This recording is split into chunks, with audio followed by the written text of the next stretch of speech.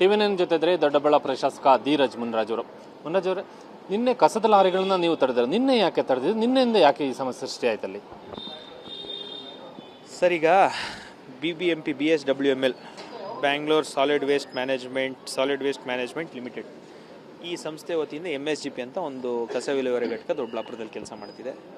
OM ಪ್ರಕಾರ government ಮಾಡಿರುವಂಥ ಆದೇಶಗಳ ಪ್ರಕಾರ 70 ಲಾರಿ ಅಲ್ಲಿ ಕಸ ಹಾಕಬೇಕು ಅಂತ ಮಾಡಿದ್ದಾರೆ. 501 ಲಾರಿ ಒಟ್ಟು ಇರೋದು ಬೆಂಗಳೂರಲ್ಲಿ, ಅದರಲ್ಲಿ 70 ಲಾರಿ ಹಾಕಬೇಕು ಅಂತ ಅಲ್ಲಿ ಕಾನೂನು ಮಾಡಿರುವಂಥದ್ದು. ಆ ಕಾನೂನು ಅಡಿಯಲ್ಲಿ 70 ಲಾರಿ ಹಾಕ್ಲಿಕ್ಕೆ ನಾನು ನಿನ್ನೆ ಬಿಟ್ಟಿದ್ದೀನಿ.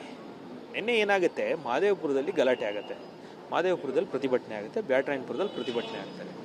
ಏನಂತ ಹೇಳ್ತಾರೆ ಅವರು ಅಂದರೆ 90 ಕೋಟಿ ರೂಪಾಯಿ ಅನುದಾನವನ್ನು ಸ್ಯಾಂಕ್ಷನ್ ಮಾಡಿದ್ದೀರಾ, ಅದು ದುಡ್ಡು ಬಂದಿಲ್ಲ ಅಂತ ಹೇಳಿ ಯಶವಂತಪುರಕ್ಕೆ 90 ಕೋಟಿ, ಬ್ಯಾಟರಾಯನಪುರಕ್ಕೆ 90 ಕೋಟಿ, ಮಹದೇವಪುರಕ್ಕೆ 90 ಕೋಟಿ, ಆನೇಕಲ್ಗೆ 50 ಕೋಟಿ, ಬೆಂಗಳೂರು ದಕ್ಷಿಣಕ್ಕೆ 20 ಕೋಟಿ, ದೊಡ್ಡಬಳ್ಳಾಪುರಕ್ಕೆ 10 ಕೋಟಿ ಈ ರೀತಿ ಅನುದಾನವನ್ನು ಅವರು ಹಂಚಿದ್ದಾರೆ. ಈ 10 ಕೋಟಿ ನಾನು ಕೇಳಿಲ್ಲ, ಮುಂದಕ್ಕೂ ಅನುದಾನ ಕೇಳಲ್ಲ. ನನ್ನ ಸ್ಟ್ಯಾನ್ಸ್ ಕ್ಲಿಯರ್ ಇದೆ. ದೊಡ್ಡಬಳ್ಳಾಪುರಕ್ಕೆ ಕಸನೂ ಬೇಡ, ದೊಡ್ಡಬಳ್ಳಾಪುರಕ್ಕೆ ಕಸದ ಅನುದಾನನೂ ಬೇಡ ಅನ್ನೋಂಥ ಉದ್ದೇಶದಿಂದ ನನ್ನ ಹೋರಾಟ ಮುಂದುವರಿಯುತ್ತೆ. ನಿನ್ನೆನೂ ನಾನು ಕಳಿಸಿರುವಂಥದ್ದು ಆ 400 ಲಾರಿಗಳು ಏನು ಮಹದೇವಪುರ ಹಾಗೂ ಬ್ಯಾಟರಾಯನಪುರದಲ್ಲಿ ಸುರಿಬೇಕಾಗಿತ್ತು, ಅದನ್ನು ದೊಡ್ಡಬಳ್ಳಾಪುರಕ್ಕೆ ಡೈವರ್ಟ್ ಮಾಡಿದ್ರು. ತಾಲೂಕಿನ ಜನ ನನಗೆ ಮತ ಕೊಟ್ಟು ನಮ್ಮ ಪರವಾಗಿ ಹೋರಾಡು ಅಂತ ಹೇಳಿ ಶಾಸಕರು ಮಾಡಿದ್ದಾರೆ. ಆ ಹೋರಾಟವನ್ನು ನಿನ್ನೆ ನಡೆಸಿದ್ದೀನಿ. ಅದ್ರ ವಿರುದ್ಧವಾಗಿ 400 ಗಾಡಿಯನ್ನು ತಡೆದು ಅದನ್ನು ವಾಪಸ್ ಕಳಿಸುವಂಥ ಕೆಲಸವನ್ನು ನಿನ್ನೆ ನಾನು ಮಾಡಿದ್ದೀನಿ. ಇದಕ್ಕೋಸ್ಕರ ತಾವು ಎಸ್ಮಾ ಕಾಯ್ದೆ ಹಾಕಿದ್ರು ನಾನು ಸಿದ್ಧ ಇದ್ದೀನಿ. ನಮ್ಮ ಮೇಲೆ ಏನೇ ಬೆದರಿಕೆ ಕೊಟ್ಟರು ನಾನು ಸಿದ್ಧ ಇದ್ದೀನಿ. ನಮ್ಮ ಮನೆ ಮೇಲೆ ಕಸ ಸುರಿತೀರಾ, ನಮ್ಮ ಮನೆ ಮುಂದೆ ಕಸ ಸುರಿತೀರಾ ಅಂದರೂ ನಾನು ಸಿದ್ಧ ಇದ್ದೀನಿ.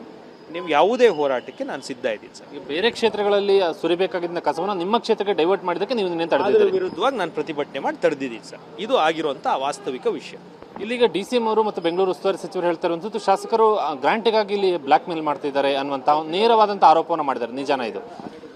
ನಾನು ಹೇಳಿದ್ನಲ್ಲ ಸರ್, ನಾನೆಲ್ಲಾದರೂ ಗ್ರ್ಯಾಂಟನ್ನು ಕೇಳಿದರೆ, ನಾನೆಲ್ಲಾದರೂ ರಿಕ್ವೆಸ್ಟ್ ಮಾಡಿರುವಂಥ letter, phone call, audio conversation or 1 person if they say that, ನನ್ನ ಮೇಲೆ ಯಾವುದೇ ರೀತಿಯಾದಂಥ ಕಾನೂನು ಕ್ರಮ ತಗೊಂಡು ನನ್ನ ಅರೆಸ್ಟ್ ಮಾಡಿದ್ರು ನಾನು ಸಿದ್ಧ ಇದ್ದೀನಿ ಜೈಲಿಗೆ ಹೋಗೋಕ್ಕೆ.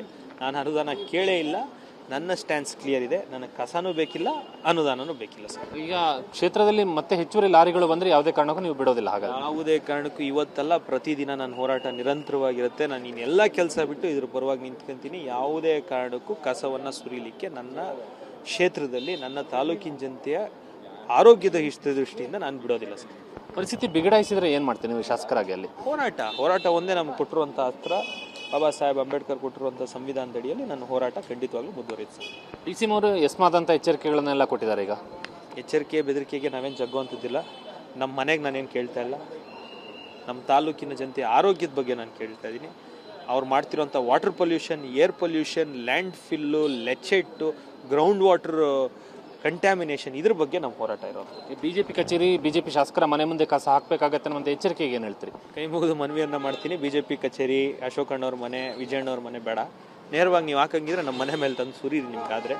ಅದನ್ನು ನೇರವಾಗಿ ನಾನು ನಿಮಗೆ ಎಸ್ ಅಂತ ಹೇಳಿ ಈ ಮೂಲಕ ತಮಗೆ ನೀವು ಸುರಿಯೋಂಗಿದ್ರೆ ತನ್ನ ಮನೆ ಸುರೀರಿ, ನಾನು ತಾಲೂಕು ಕಾಪಾಡಿದ್ರೆ ಸಾಕು ಅಂತ ಕೋರ್ಕೊತೀನಿ. Thank you. ಇದಿಷ್ಟು ದೊಡ್ಡಬಳ್ಳಾಪುರ ಶಾಸಕ ಧೀರಜ್ ಮುನ್ರಾಜ್ ಅವರ ಮಾತುಗಳು. ಕ್ಯಾಮ್ರಾಮನ್ ಬಾಲಾಜ್ ಜೊತೆ ಕಿರಣ್ ಹನಿಡ್ಕ, TV9 ಬೆಂಗಳೂರು.